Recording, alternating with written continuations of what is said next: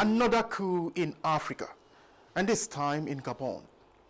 The danger to democracy on the continent is real. And on food production, agriculture remains a viable option to overcome the current economic realities plaguing the African continent. As large as the sector is, specific subsectors like rubber production and processing has been touted as a silent gold mine.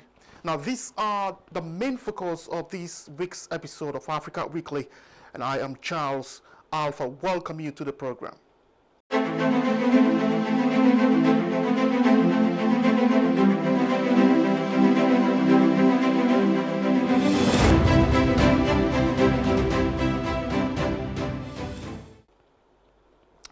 Reactions have begun to trail the purported takeover of governance in Gabon by some soldiers who appeared on national television to cancel a recent election result which declared President Ali Bongo Ondimba re-election for a third time. Spokesman for the Committee for the Transition and Restoration of Institutions, Olish Mamfobi, said on State TV on Thursday that Olugi will face in transitional institutions. No details were given on the duration of the transitional institutions. He instructed all general secretaries, ministerial officers, directors generals and officials of state services to ensure in the immediate future the effective resumption of work and continuity of the functioning of all public services. The army chiefs reassured all donors, development partners as well as state creditors that all provisions will be taken to guarantee respect for Gabon's commitments both internally and externally. The spokesman added that Gabon will respect all its commitments at home and abroad. In the meantime, Gabon's main opposition has urged military leaders who have overthrown President Ali Bongo to conclude the vote counts from last weekend's elections and acknowledge their candidate had won the disputed poll. The 2023 coalition also said it was inviting the security forces to take part in discussions in order to work out the situation within a patriotic and responsible framework. Alliance spokesman Mike Joktan told reporters that the army officers were the first witnesses of main opposition candidate Albert Ondo Osa's clear victory. The coup announcement early Wednesday came just moments after the National Election Overseer declared Bongo had won a third term with 64.27% of the vote and Ondo Osa won 30.77%. Meanwhile, African Union Peace and Security has suspended Gabon following the military takeover. In its Twitter handle, the body condemned the military takeover which ousted Ali Bongo.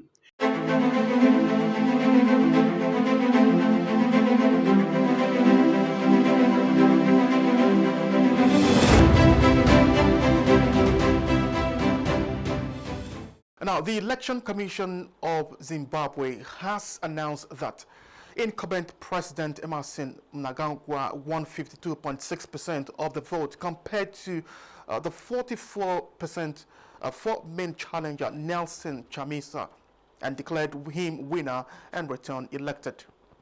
Zimbabwean President Emerson Mnangagwa has won a second and final term in office in an outcome rejected by opposition and questioned by observers. Mnangagwa, who took over from longtime leader Robert Mugabe after a 2017 coup, was widely expected to secure re-election despite the country's continuing economic crisis, with analysts saying the contest was likely heavily skewed in favor of the ZANU-PF party. We are lucky that Zimbabwe is endowed with vast minerals. We shall continue to create an investment environment in the country to attract more and more investment, direct foreign investment in the mining sector, which we shall use to modernize, industrialize, and grow our economy.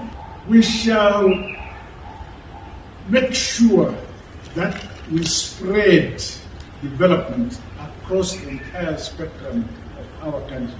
The party has ruled the country since independence and the end of white minority rule in 1980. The outcome of the elections, marred by delays which fueled opposition accusations of rigging and voter suppression, was however celebrated by a small group of ruling party supporters.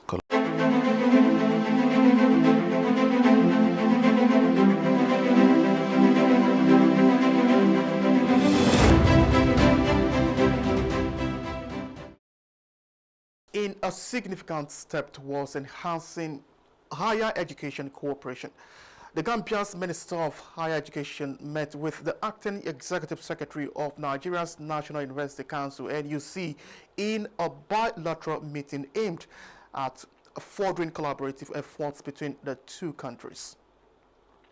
Now, during the meeting, both parties underscored the historical ties that have bound Nigeria and the Gambia in the field of higher education.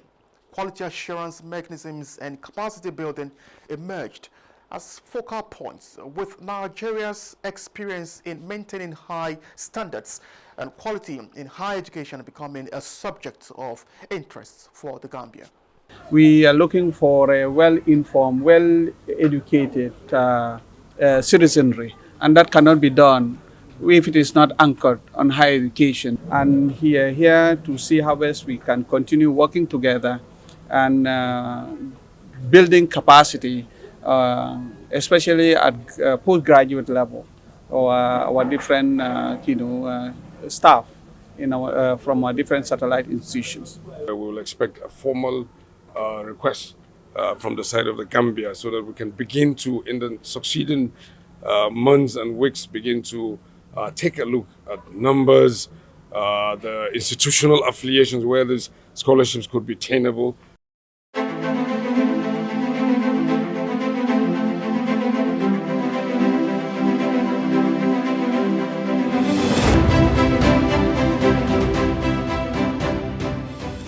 Now, rubber production subsector of the agricultural sector for many years was a major industry support and foreign exchange earner, not just for Nigeria alone, but many African countries. What had happened to the once viable sector? Our next conversation is with Otumba Prince Igbinosun Ido Peters, the national president of the Rubber Producers, Processors and Marketers of Nigeria. We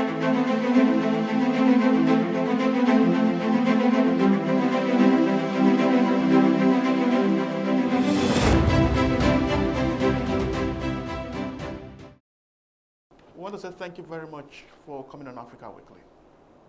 Thank you so much for having me here. All right, thank you so much for coming.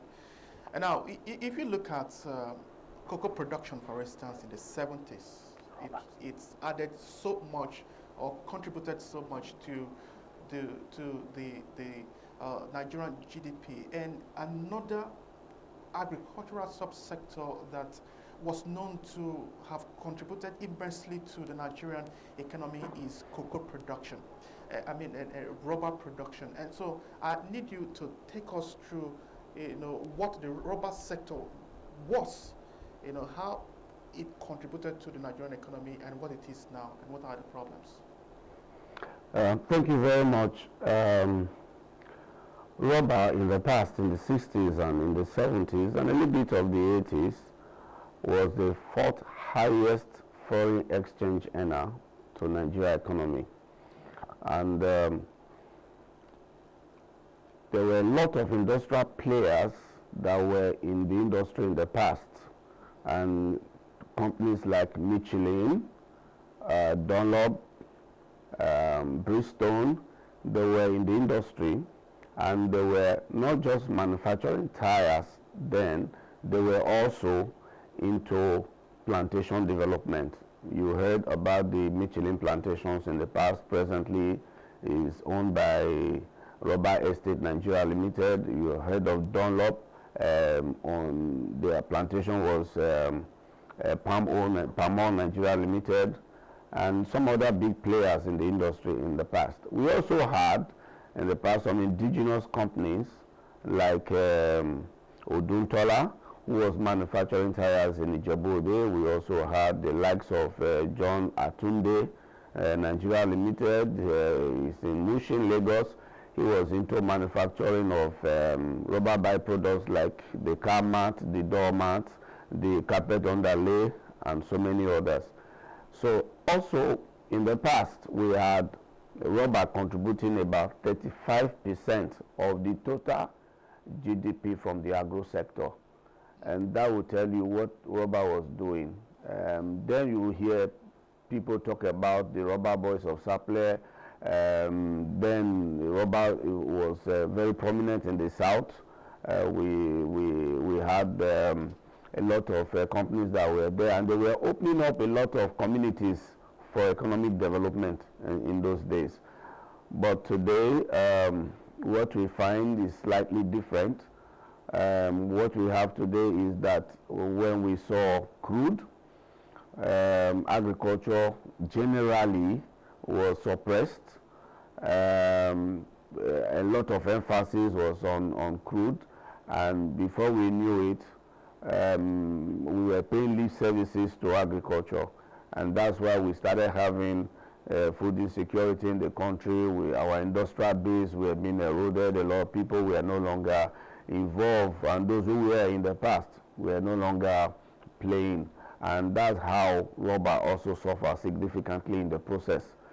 So today what we find, I can give you an example of what we used to have, about 200,000 hectares of rubber plantation in Nigeria, but as I speak to you right now, we had about 167,000 hectares, and the majority of these plantations are old, and they are no longer economically viable.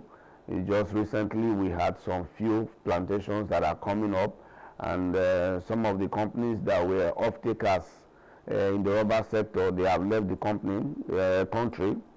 Companies like Michelin, Dunlop, Bridgestone, they are no longer here, and bulk of what we are doing for in our industry today is also something that is not sustainable. For example, we have Nigeria did not list rubber among the crop to be developed in the country because the emphasis was on food security. Rubber is an industrial material, industrial commodity, so emphasis was not laid on that, and so there was no funds appropriated for the development of the industry. But today we have been able to turn that around, and we are working seriously to see that we reposition rubber in Nigeria economy one more time. Okay, now, well, it's a good thing, because I was going to ask, if you say Nigeria did not list rubber among produce, agricultural produce that should be given attention to, I was going to ask, so what is it now? But you've rightly, attended to that question. But if you begin to look at what you have done, and now it has been enlisted into, what the government wants to do and how it intends to develop that particular subsector, how is Nigeria doing with other African countries as it stands right now? I tell you sincerely, let's go a little bit into some history and statistics, and that will give us an idea of what it looks like. In the 60s and in the 70s, even a little bit of the 80s, Nigeria was the highest producer of rubber in Africa and 5th in the world. At the time, we were making as much as $3 billion of foreign exchange from export of rubber. But today, as I speak to you, Nigeria is the 3rd highest producer of rubber in Africa and 13th in the world. Now, if you say 3rd in Africa, it might look as if we are doing well. Yes, yeah, because but we are just producing at 4.8% of the total production of Africa. Exactly, because if you look at Cote d'Ivoire, for instance, Cote d'Ivoire presently are producing at 82.6% of African total production, and they are currently the 3rd highest producer of rubber in the world. Whereas in 2020, Nigeria made $20.8 million from export of rubber. Cote d'Ivoire made $1.3 billion. We had rubber before Cote d'Ivoire. Rubber came into Nigeria in 1896, And we had our first plantation in 1903. Cote d'Ivoire just started yesterday. But you see, the difference has always been that some of these African countries that have no crude oil, they are driven by agriculture. The economy is driven by agriculture. But Nigeria has always been a mono economy depending solely on crude. And that has not helped the country at all. But what we have been able to do since our inception, number one, we have been able to do a lot of advocacy to all the relevant ministries and agencies and attracted government attention to the reason why we need to develop the rubber stock sector. I'll give you an example. During the COVID-19, the doctors were having some difficulties trying to treat patients. They were asking for PPE, personal protective equipment. 70% of the PPE that the doctors were asking for were rubber-based, and we were importing these things into the country. But these are things we could have developed here in the country and would have been giving us a lot of income. But we were not looking at that. We were basically looking at food security. But right now we've been able to do a lot of advocacy to government, making them to see reasons why they should look into this industry, because rubber is a very sensitive material that has one of the highest byproducts in any agro commodity, about 70 byproducts used in over 400,000 applications. And there is no sector in human endeavor that rubber does not find a place. So we've been able to talk to government on this aspect, and they are listening to us. You see, if we needed to develop this industry as well, we needed a rubber policy. I can tell you this for free, that rubber has not gotten any policy all along. You know, what we have been saying is just people working on their own. There is no policy direction. But we have been able to draw the attention of the government to doing this. So rubber has not only been listed among the commodity to be developed in Nigeria right now. Rubber has also been listed among the crop to be traded with African Free Trade Agreement area. So as we speak, the Federal Ministry of Industry, Trade and Investment, alongside with all the stakeholders in the industry, are working, and they have produced a draft policy and strategy for the development of rubber in Nigeria. And we are being able to also organize ourselves in the sector along the value chain, bringing together the smallholders, the outgrowers, and the industrial players, you know, in one platform, to be able to look into how to take Nigeria out of the present position we are in Africa and in the world to a better position. And then we know and we are trusting that with what we are doing so far, we might be able to get there sooner or later. All right, thank you very much. So now you attended a forum of Federation of Agricultural Commodities Association of Nigeria in Abuja recently. And how can that impact on the agricultural sector generally? You know, your association, you know, under your leadership, I know I was about to ask you what sort of support you are getting from government, and obviously you have spelled out all of that. But going by the recent, you know, forum that you had, how can that impact the agricultural sector, and particularly the rubber sector? FACAN is Federation of Agricultural Commodity Association of Nigeria, is the umbrella body of all the commodity associations in the country. Their role is to bring together all the commodity associations in Nigeria to speak one voice, and that is the voice of developing food security and industrialize the nation by simulating the interests of big players and investors into our space, and that's actually their duty. And we are members of that association because they also have a control over a lot of the things that we do. They regulate some of the activities of the commodity associations. I believe strongly that when you have one voice speaking the same language, the government will give you attention. And I tell you, I think the FACAN is doing well in that direction now, attracting the interest of government when we are discussing issues about food security. I am very, very confident that government will see one way or the other to see how to encourage the farmers. Another thing too is, before now, people could just wake up and say, I'm a farmer, I'm going to the bank to go and ask for money, and they get loans from banks. They are actually not farmers.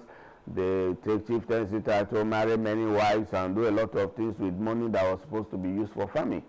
But now, with this type of organization, the actual farmers are the one that is actually engaging the government, engaging the people, not people who are not farmers, but they are farmers. As I speak to you, I am a farmer. I am a rubber farmer. I have a plantation, and so I have a processing plant. So we are looking at farmers now engaging directly with government, not people who are representing farmers engaging them, and that's what FACAN is also doing, and the Commodity Association are also doing. All right. Now, for us, what we want from government, like you said before, your question, what do we want from them? Number one is we want a policy direction for the development of the rubber subsector in Nigeria. Two, we also want a situation where we can use this platform to encourage even the big players that have left the country before, the likes of Michelin, Dollar, Bridgestone, and new ones to come into our business space. We will be very glad because bulk of what we produce are exported. They are exported, processed, and brought back to us, and we are buying them at a very high price, considering right now the price of dollar to naira. I can tell you also, when Michelin was here, I worked and retired in Michelin. When Michelin was here, we were driving new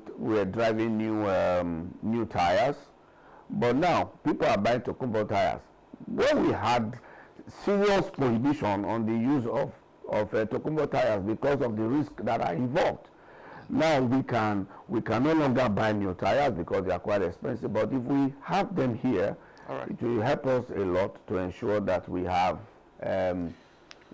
companies that are doing what is expected to improve our economy. It's all right. It's okay. Thank you very much, Otumba Prince Igbinosun Idowu. Thank you very much for talking to us on the program. Thank you so much for having me. All right, you're welcome. Thank you.